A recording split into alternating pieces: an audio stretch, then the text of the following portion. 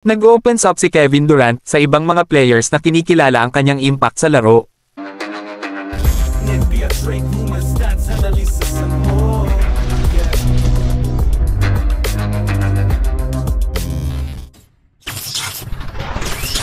Sa isang pakikipag-chat sa media, sa panahon ng quest ng Team USA, para sa gold, ang NBA superstar na si Kevin Durant, ay tumagal ng 1 minuto, upang i-acknowledge being recognized sa kanyang impact sa laro. He stressed that, ang mga kapwa players who matter, at ang mga nakakalaban niya araw-araw, that hold his respect. Si Durant, a 2 times champion, is now all-time the leading scorer, for Team USA after the first group stage. Isa rin siya sa mga mas kontrobersyal na figure sa NBA. Matapos madraft bilang 2nd overall noong 2007, sumikat siya sa Thunder, at led them to contention alongside his teammate, na si Russell Westbrook. Sa kalaunan, humiwalay si Durant sa Thunder, at siya ay naging 2 times champion sa Golden State Warriors. Ngayon, bilang 14 All-Star at 4 times scoring champion, naabot ni Durant ang legendary status sa NBA, at ang kanyang legacy, ay nalampasan ng iilan. Ang kanyang karera ay nagpabago sa NBA magpakailanman, at ang kanyang mga skills, ay nakatulong na gawin ang laro kung what it is today.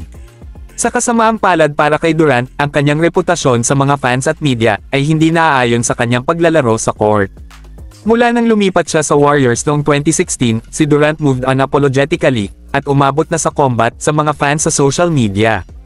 Kaya kapag pinag-uusapan ni Kevin ang tungkol sa mga taong not understanding ang kanyang impact sa sport, hindi isang mystery kung sino ang kanyang tinutukoy. Sa loob ng maraming taon, ang 2 times finals MVP, ay nakikipaglaban sa media, at sa lahat ng nang-ahas na i-challenge o questionin ang kanyang greatness.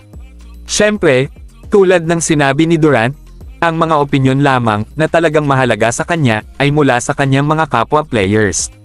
One by one, lahat sila ay walang ibang ipinakita kundi pagmamahal at respeto sa 14 times All-NBA player, at malinaw na naging major inspiration siya para sa susunod na henerasyon ng mga ballers.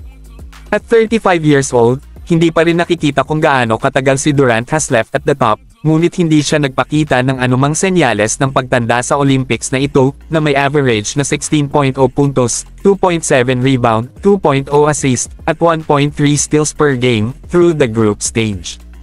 As arguably the greatest Olympian in American basketball history, nasa kay Durant ang lahat ng pagpapatunay, nakakailanganin niya mula sa kanyang mga achievements, ang kanyang nangingibabaw na presensya sa court, at lahat ng mga fans, na napanalunan niya over every step of the way.